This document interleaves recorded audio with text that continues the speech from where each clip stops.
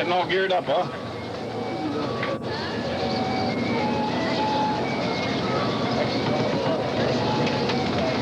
Thank you.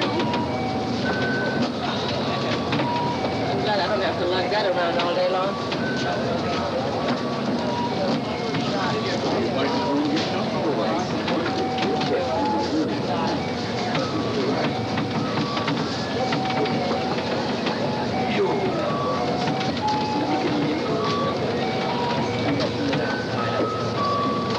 Come on in, Jerry.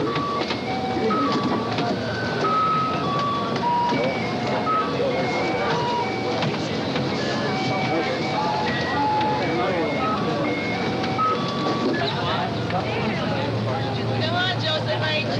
Hi, Mama. Thank you.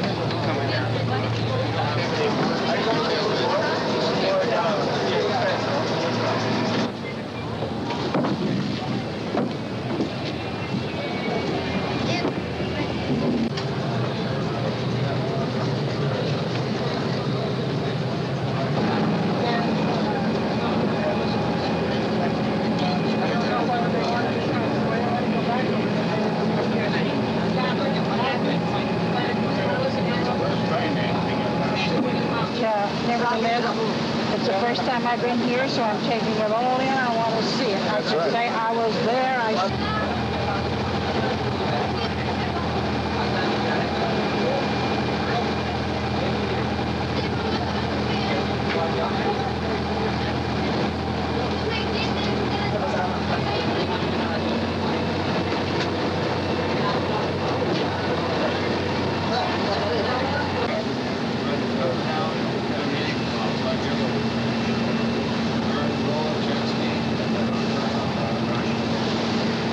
Oh yeah, I was in Texas.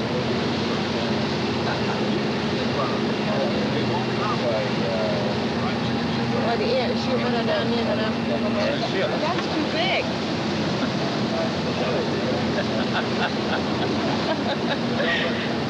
That thing is too big, honey. That's correct.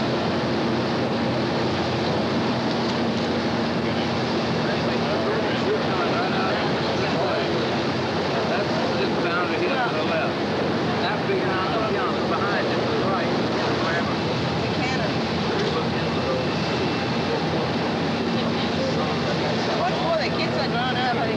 That's all.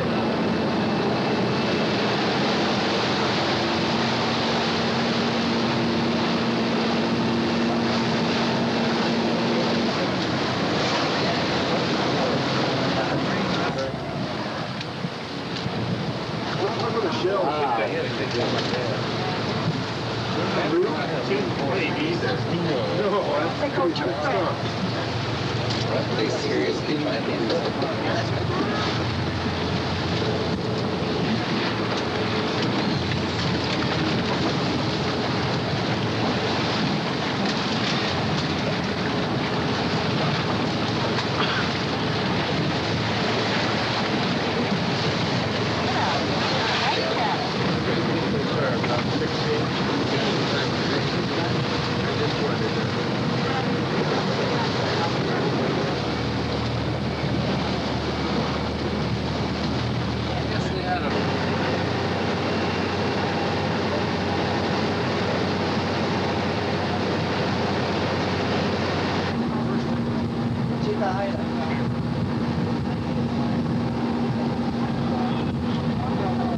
the highest peak where they have the memorial. That's where the battle at, hopefully involving the Filipinos.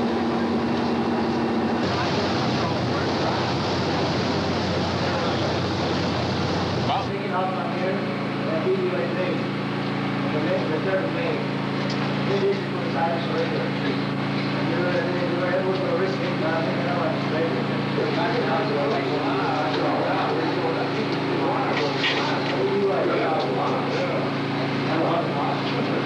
We didn't know they were doing fixing by that.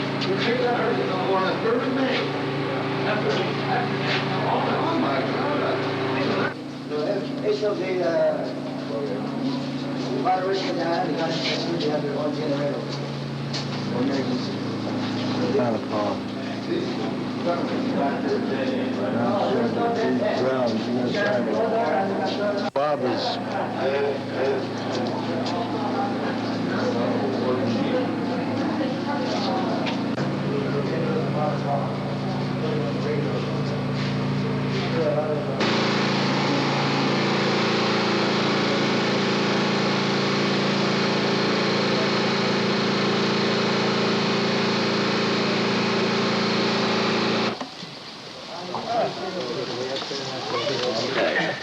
Make a good use of your sign. Good, I'm glad.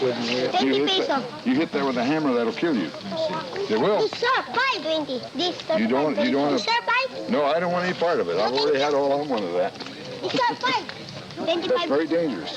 You be 30 careful. peso this. Thank you. No. Those cards. I don't want that. No way. This sir, 5. No. No. No, I've had all those I need.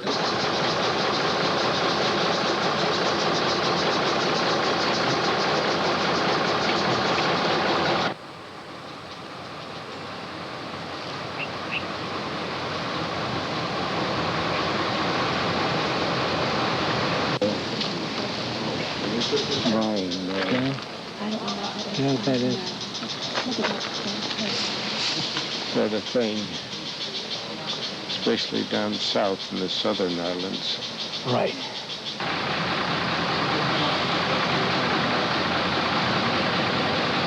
Back to that. Here's one of the bridge block.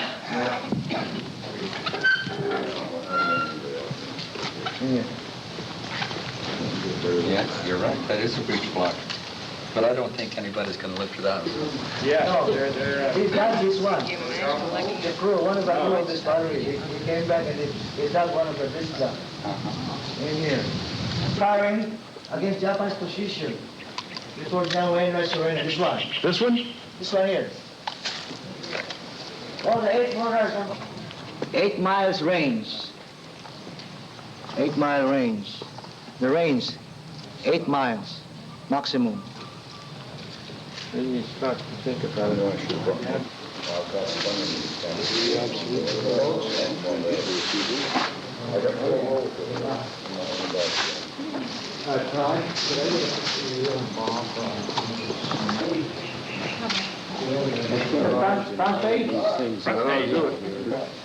You're so darn good looking.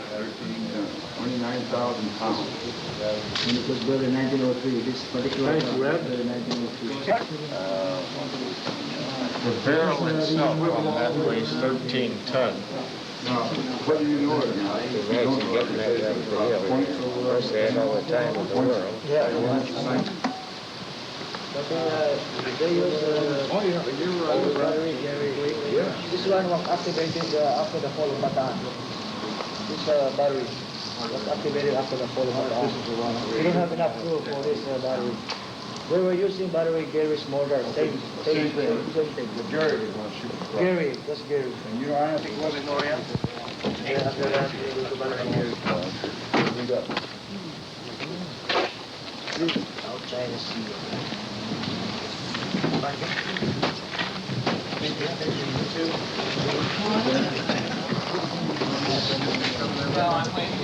Frank, stay right there.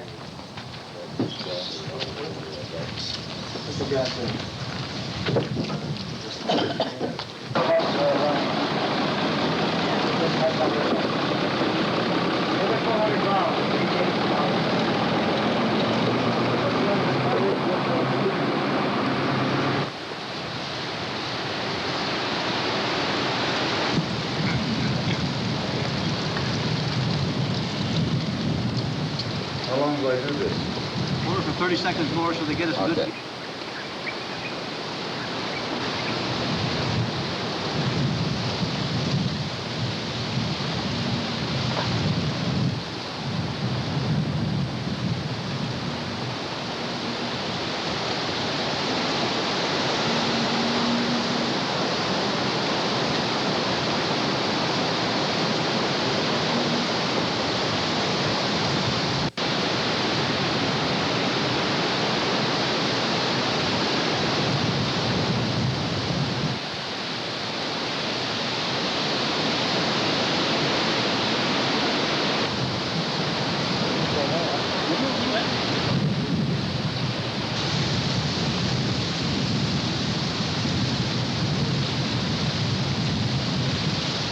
Go back.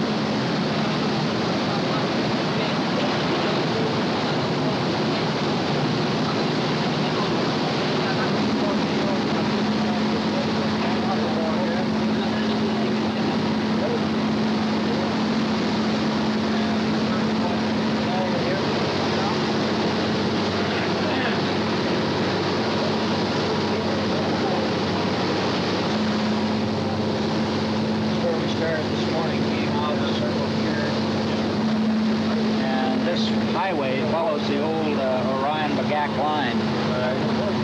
We'll go over here to Bagak, and Montemere is about 4 kilometers South China Sea. Below, That's all. About Wawa. say that's where I talk for returns. Time to date.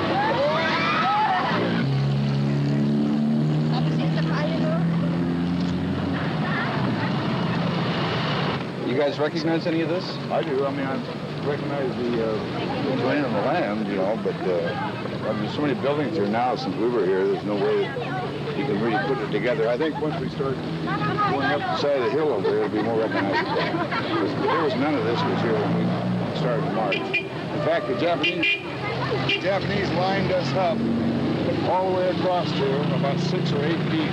For about 5 or 6 hours, we had to just stand here because the Kragerhof, there's still fire over here. They were bringing trucks and tanks and stuff. They put us out here as a shield so that they could put the fire on us. You see the helmet and the gun? Just a fishing village in here, wasn't it? Yeah. But if you had a helmet on the march, they would either hit you or try to run over you or whatever. You didn't want to have a steel helmet on. That was dangerous, very dangerous. I traded my helmet for a sailor cap back over in another building back there, and that's what I wore on the march out of the town. And a guy by the name of Shivers. I never met the man, but I wore his hat.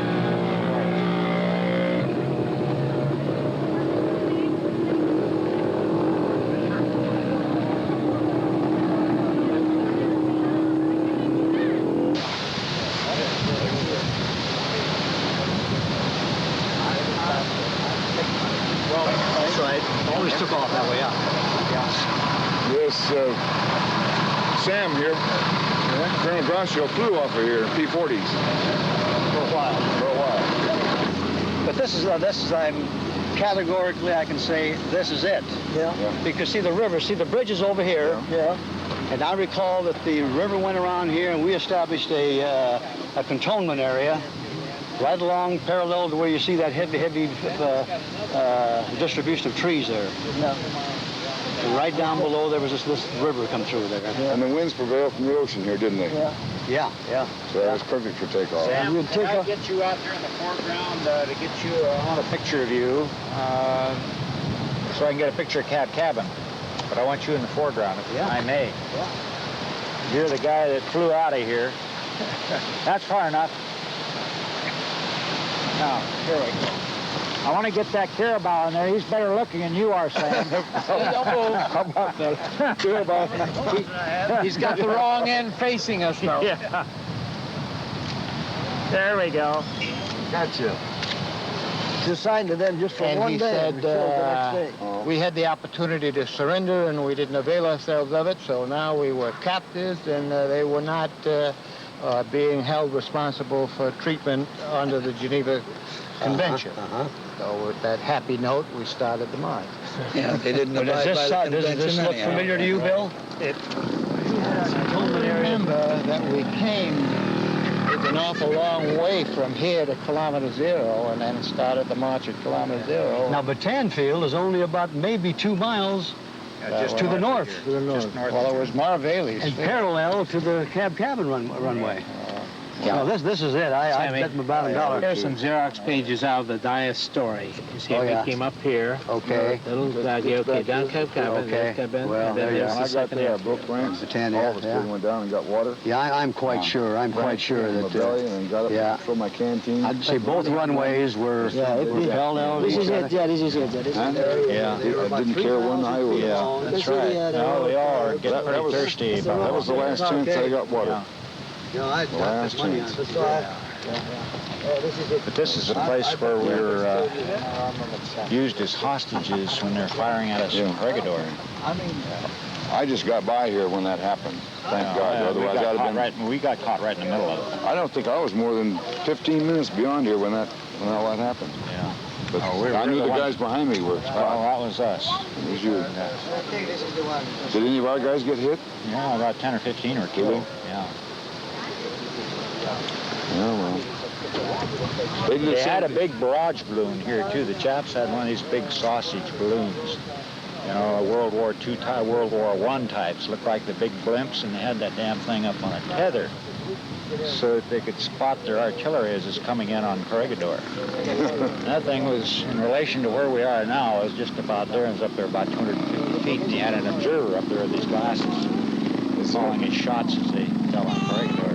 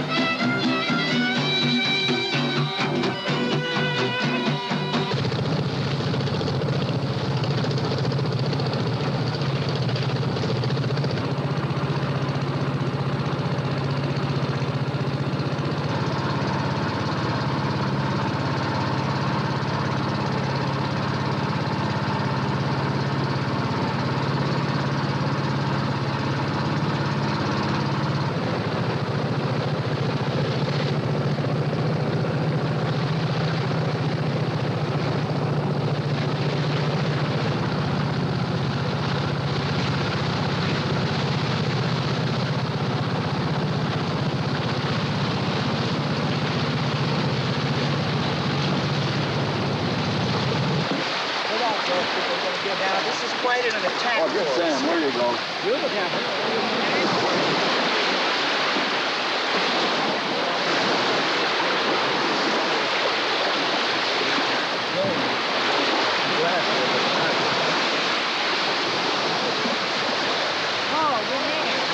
Barges were the second landing, right? Yeah, okay. And I was up on the point there watching all of this going on. And you guys did a beautiful job. How could you see? Sunk 'em all. How could you see them? Were they silhouetted? They were silhouetted, yeah. But once those tracers started coming in, it was absolutely beautiful. Yeah, yeah. Man, you put a string up, it's just the fireworks. By God, we're doing Yeah, the something. troops on the ground, had not had any taste of victory, say, and all of a sudden, these 4 people were not individually coming across there, and that's the only real victory they experienced. That's more truth than poetry. Really? That was just great. And then, you remember, Dias came up and laid off that point with his whale boat. His whale boat. And fired into the point. We lost Fowler that day. Yeah, I saw that, Herrington too. lost a leg. Bory Freeland lost 2 legs. And this boy Freeland put 42 months in a Japanese prison camp and survived. Yeah. Yeah, he was scooting around on a little platform that had wheels under it. Beautiful guy. Tell me, how does it feel to be back to the town? Well, back here, it puts chills down my back. Because we had a hell of a battle going here 44 years ago right now. In fact, it started, what is today? 24th of January, something like that. We pulled in here about the 6th or 7th of January and were immediately in combat. The Zaps were already on the beach. And then we resisted 2 landings here. Between this point here, which is Agaloma Point, and the next point up, Sasayan Point, we had the 34th Pursuit Squadron here and the 17th Pursuit up the beach. Between those 2 squadrons, we killed over 3,000 Japs. We did our job. That's all we could do. What brought you back this time? It's been over 40 years. Why come back now? Sentimental journey, I guess. See how it looked coming in from the other way as a free man instead of defending it. I think it's wonderful thing to come back to the Philippines because we love these people and they love us and they show it in every respect. What is the bond that Americans have for the Filipinos? Well, I guess because we were here and fought and died for them, that they haven't forgot it. They never will. Were they good fighters themselves? Very good, especially the Philippine Scouts. They were absolutely tremendous. Tremendous fighters. I don't know what we'd have done without them for support, you know, because we were going through a real hard time here and we needed help, and they come in and they help. You glad you came back? You betcha. It's been a beautiful trip so far. It's going to even be better. Thanks very much. Okay, thank you. What brought you back to Bataan? Why did you decide to make this trip? Just for sentimental reasons. See some of the place I'd been. I wasn't here, Agaloma. I was on the other side. We always faced the ocean looking towards Manila. I don't know how these people got here, but they came shortly before the war broke out. I was here in 1939, so we're spread out in different directions. How does it look today? Quite a change. I mean, the city in itself. I was stationed right outside the city of Nichols Field, and I'd never recognized it. No hotel I recognized. Some of the buildings I recognized, but things changed. Does this hold a lot of meaning for you, coming back? Well, yeah. I wanted to do it one more time because I lost a lot of friends here. It was a mean trip, but I'm glad I came. Can you give us some idea what it was like 44 years ago? You mean the living here? Well, the battles, the war. Oh, well, the battles were more or less skirmishes. I was in the Air Force, Army Air Corps, and of course we had no airplanes, so we became Army. We had rifles, we had sidearms, and we were just, as we moved back, try to hold the Japanese off. But we were overran, so we had to keep moving back, until we reached Marvelis, and that was the end. And we went up the hill in Marvelis. This group I was with, about 24 of us from my outfit. We had a truck, we had ammo, we had food, and, well, supplies lasted for a while. We went up this hill, and we were up there all alone. About 2 days later, this Jeep comes up with a colonel, I guess it was a major, told us it was all over. Come on down.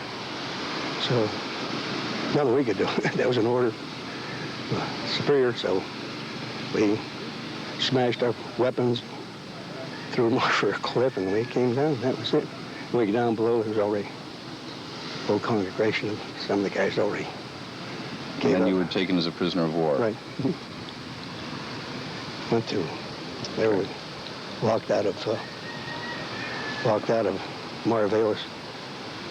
Went to O'Donnell, and from O'Donnell to Cabanatuan.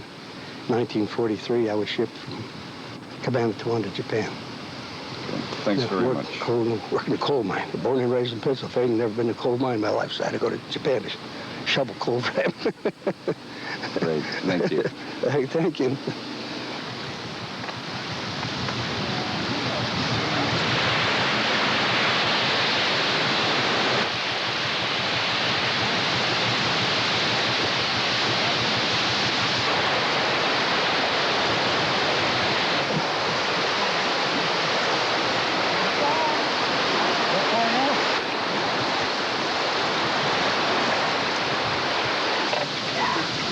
We need our guard. Yeah, we need you with us. So, cover them up with a board. After 2 days, they're right. Well, we didn't get through fighting for about 5 days. We opened it up, they were just dead right. Just right. Empty. Colonel, could you give us some idea why it was important for you and some of these other men to come back to Bataan? Well, in my particular case, Tony, I believe that essentially I wanted to come back because I wanted to see if the Filipino people had changed. And I'm going to leave here, I'm sure, with a greater love and affection for them than when I left back in 1943.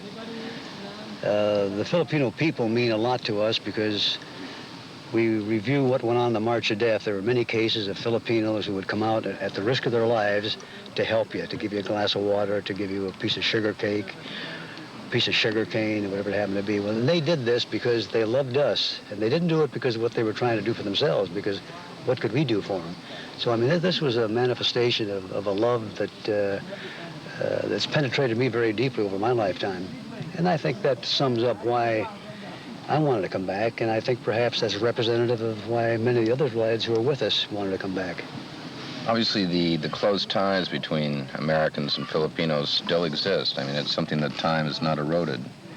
Well, I can speak for the prisoner of war groups that have come back here. I mean, most of those that I've talked to who have had the experience of coming back say the very same thing, that, you know, the Filipinos love us and we sure love the Filipinos. And whether that pertains to America as a whole, I don't know, or whether we represent a segment that are very special to these people. I think that any individual who's been exposed to the history that pertains to Bataan and Corregidor knows what we went through. Yes, I think the love is very sincerely there, and will probably continue to be there. Are your memories of that period of Corregidor and Bataan, are they still painful? Oh, I've had some difficulties. I know I've had some bad dreams at times, and you see, when you talk about Bataan and Corregidor, there's not very much good you can say about it. There's not very much happiness associated with that. In my particular case, I arrived here on the 20th of November of 1941. 18 days later, I was being shot at. Then we're captured. Then after I happened to be with the escape group, we participated in guerrilla activity for about 6 months and then left here. So the most beautiful memories I have of the Philippines, as I mentioned earlier, are the Filipino people. My love for them, and I think their love for us. You glad you came back? Oh, I wouldn't have missed this for the world. This is one of the highlights of my life, really. Thanks very much, Colonel. Thank you. What are some of the reasons that brought you back to Bataan this time? Well, there are several. One, we had a big hole punched out of our lives. And it's not too easy to fill that hole back in. So whatever we can do that kind of fills in that vacancy works to our benefit. Everything you do in life, leaves a mark. So if you do something that lasts for several years, it's going to leave a heavy mark. And a lot of the guys are still working on that. So this was going to help fill in some of the spots. Some of them already are filled in because the Filipino people have expressed in several ways. Well, for example, one bystander coming out of the first band that played for us, we were going by there, and the bystander asked Colonel Espinosa who we were. And he told the bystander, and the bystander turned to us and said, "Thank you very much." And that does a lot. That means somebody knew we did something. And we've heard on several occasions people say, "Thank you for remembering us." And so coming back to these places, meeting these people again, is sort of, filling in that big hole that was driven in us. Do you think, Filipino people notwithstanding, that conceivably you were forgotten by many Americans, that this was a part of the war that no one really knew existed, no one really cared very much about? I think, unfortunately, that was true. We apparently got some coverage, but it seems to me that the war in Europe was bigger and involved more people, more important people. And island hopping in the Pacific or defending some place that's, as the song goes, faraway places with strange sounding names. I don't think it registered too strongly with the people. They would remember D-Day in Europe, but I think VJ Day was sort of an anticlimax. Did your experiences here leave any scars, do you think? I'm sure. Of course, my wife knows very definitely about them, and occasionally if I think that I'm I tell people I'm great, I'm in fantastic health and all that, she'll say right off, it wasn't always that way. And it wasn't. There were many years when I would pace the deck and I'd bolt upright in bed at night and have to walk around and not to know any reason for it. All those little things that are just mementos of an event. What else do you remember about these beaches and about these ridges? Well, for one thing, they were heavy jungles, not logged off. And they were, well, there was a lot of jungle canopy. And one of the strangest little memories I have has to do with the smaller undergrowth. I hit cover one time under heavy automatic weapons fire, and I was grabbing for secure comfort with something that I hoped was big enough to protect me. It was a little thing that had about a shaft about the size of my finger. Couldn't have been any higher than that, but I had practically pulled it out of the ground. But while I was there, I looked around, and there was another complete jungle sitting down there at the lower level. Little tiny plants, larger plants with bigger leaves, and way up here at the top were some of the taller ones with smaller leaves. It was a replica of the entire jungle, just on a smaller scale. Was it bloody? Was it hell? Was it ghastly? Oh, no, we had some pretty fierce fighting, but we didn't actually know what we were doing. We dug into it, and we did the best we could, but we weren't accomplishing anything really until those Philippine scouts came in. And they'd tap us on the shoulder and say, okay, Joe, we'll show you how it's done.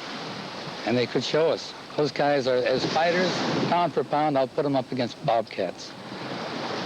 They're really, really good, and they did the work. We were in there, and we were trying, but they knew how. You said earlier that one had to use one word to describe the situation here 40-odd years ago.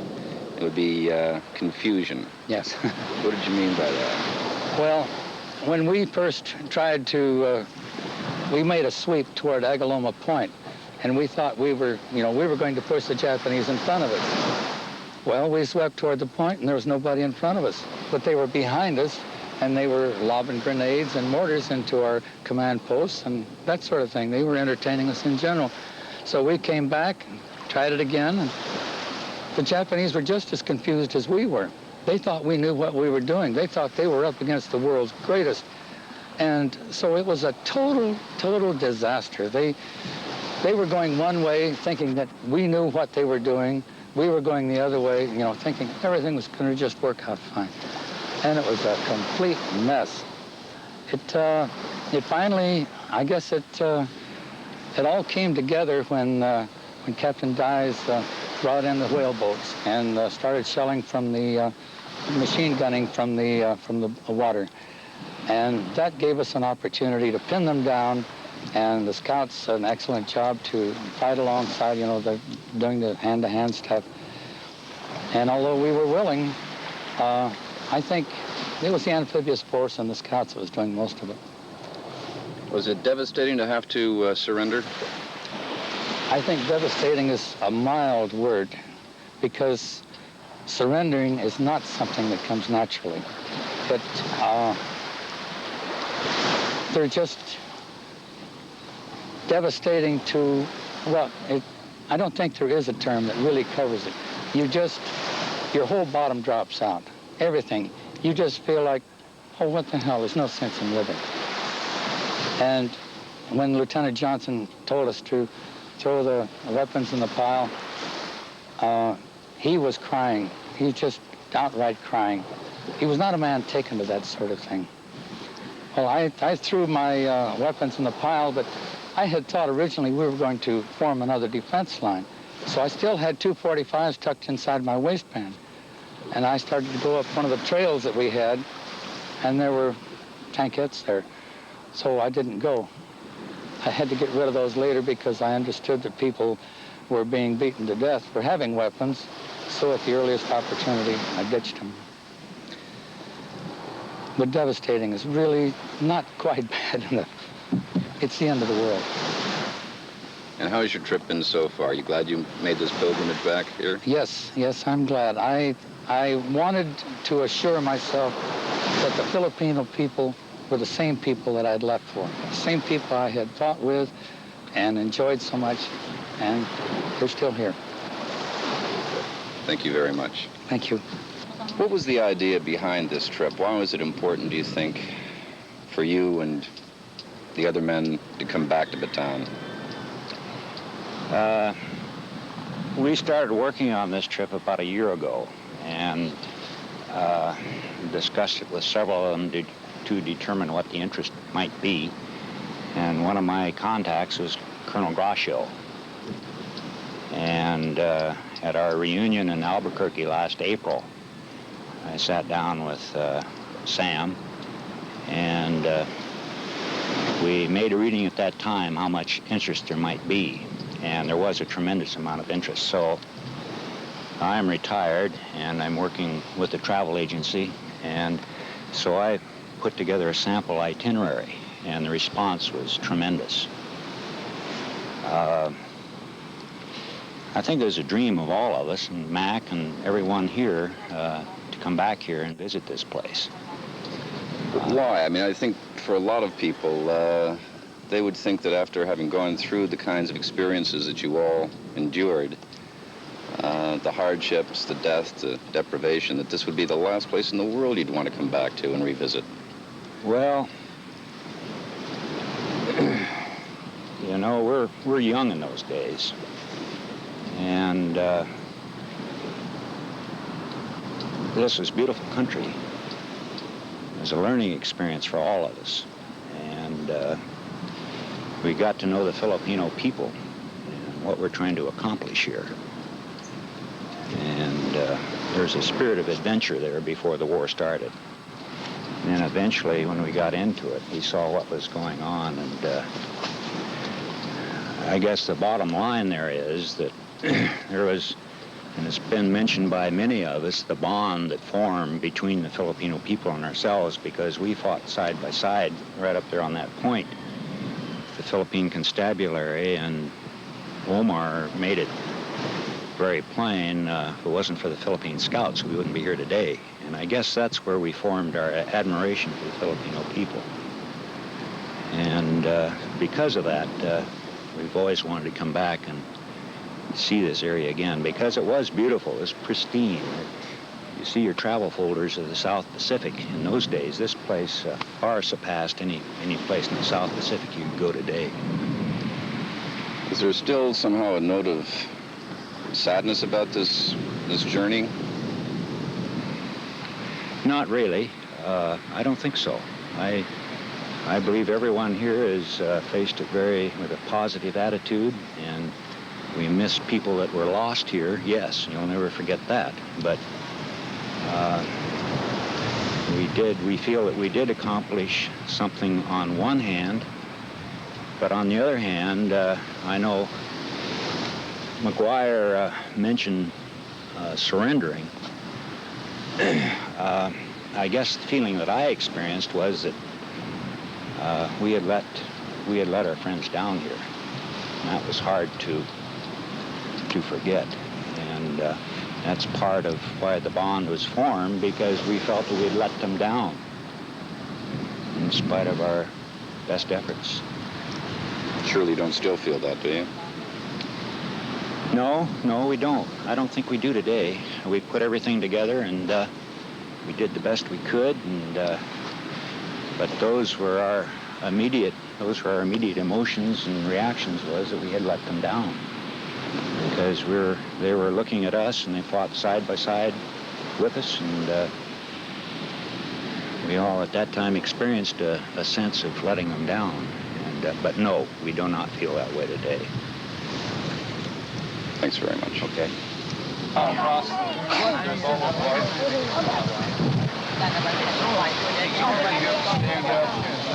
Dogs. Sing it out. Drum.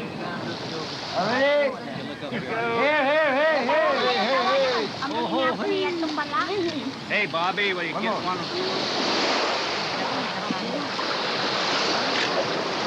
sabay kami.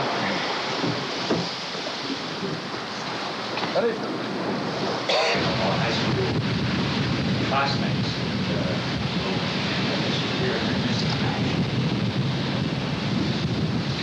How do they show about MIA? There's 34% squatter. Woody, Ernest.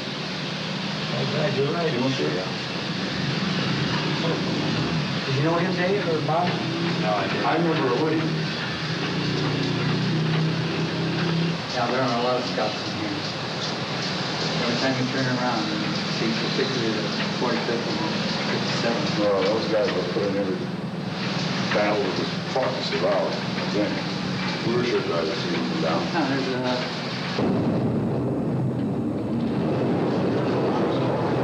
Okay. I think it's up at the other end there is the missing in action section. Yeah. Do a check. thing that really interests me is the number of guys today, if you don't.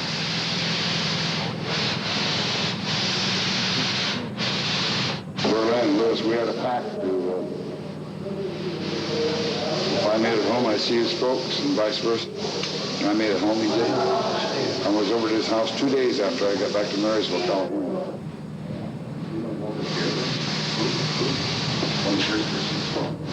What outfit? What was the name? Walter Beer, B-I-R-L-Y. Walter Beer. There's a 17th, Beatty Willard. I remember him, Sergeant. I'll be damned.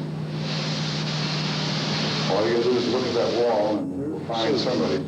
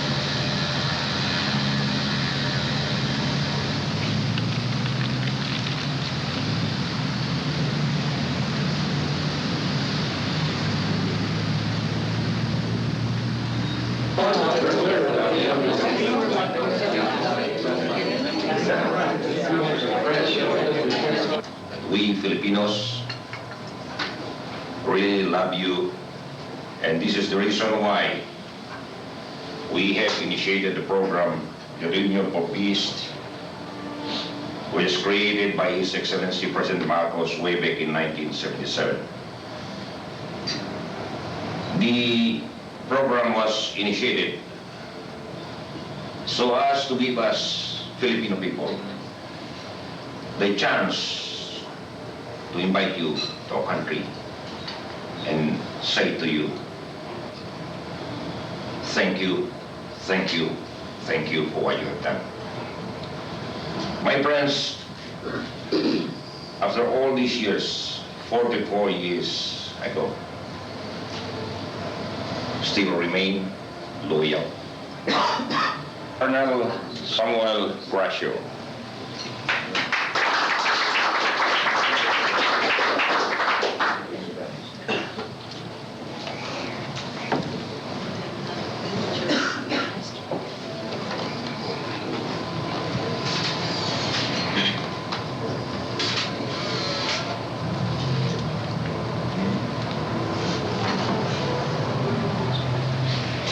Congratulations. Thank you very much. Thank you.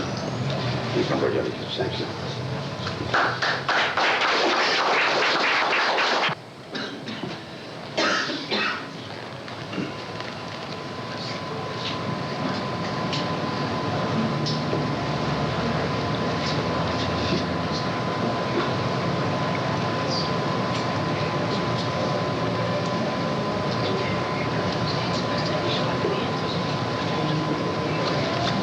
Congratulations. Thank you. Congratulations. And here's your bags are even.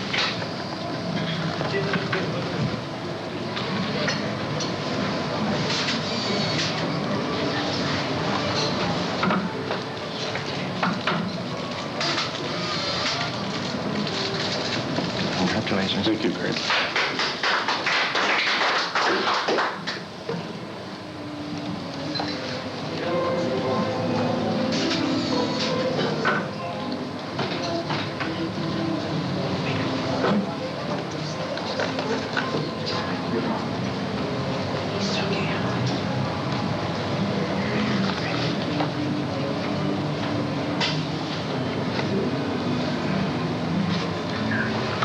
Thank you. Thank you.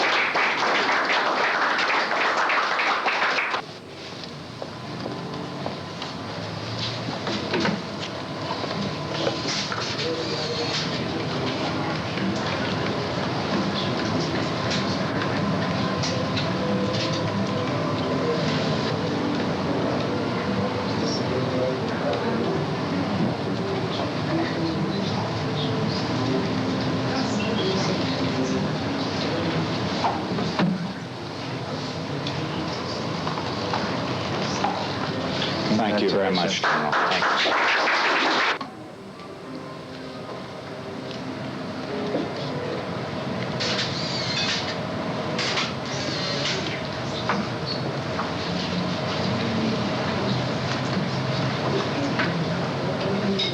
Congratulations. Thank you, sir.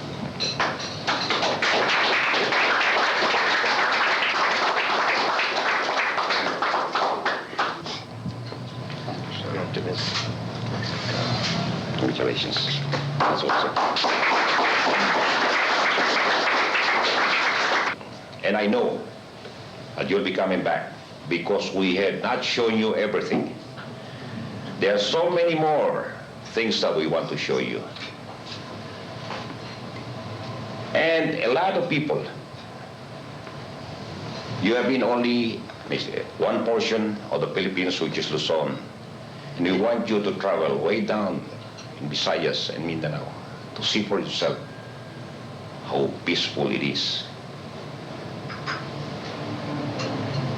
And again, we wish to reiterate our invitation, official invitation at that, coming no less from the Philippine government,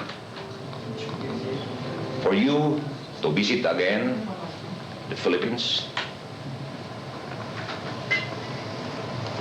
and we'll do the same. Yes, tomorrow you'll be going, and like they said, parting is such a sweet sorrow. Just as we know, just as we come to know you better, suddenly you leave. But we'll never say goodbye. Maybe we'll just say so long, till we see you again. And today I say, bring them back. Not 30, not 40. Bring them by the hundreds. And this is the only way that we Filipinos can thank you. Thank you and good evening.